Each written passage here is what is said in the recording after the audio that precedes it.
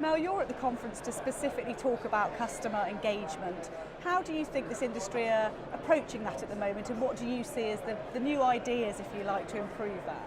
So I think in the industry we are involved in what could be described as a digital revolution. I think it's fair to say that pension schemes and providers have probably been slower to come to the market on that relative to the rest of the financial services industry, but we are seeing lots of emerging propositions now, and I think it's a time to really focus on how we can really drive that across the industry, and also think about some of the barriers and constraints and the regulatory constraints around that, and have solutions that all pension schemes can start to adopt, have administrators that are embracing the digital capability piece as well, to make the job of trustees easier and employers easier to deliver that member experience.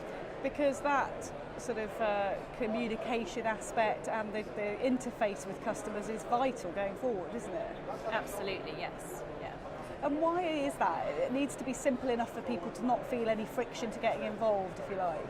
So I think what we know from previous engagement is that members are often quite scared to come forward with what are very general questions. So if you see the Pensions Advisory Service, for example, they've historically had the most engaged, knowledgeable pension scheme members that have gone to them with questions. So we do need to make it accessible, and think how can members get the information that's personalised to them through the channel that they want to as well, and actually probably they can self-serve a lot of the time if the information is structured in the right way and they can navigate their way through websites and digital channels that we offer.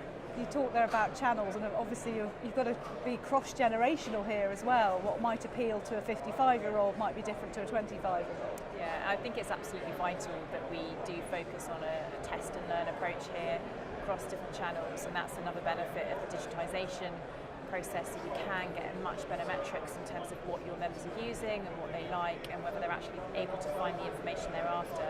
So we've spent a lot of time thinking about different member journeys, the channels that those journeys follow, and how we can make that member experience as seamless as possible. Mel, thank you so much for sharing your insights. Good to talk to you. Okay, thank you.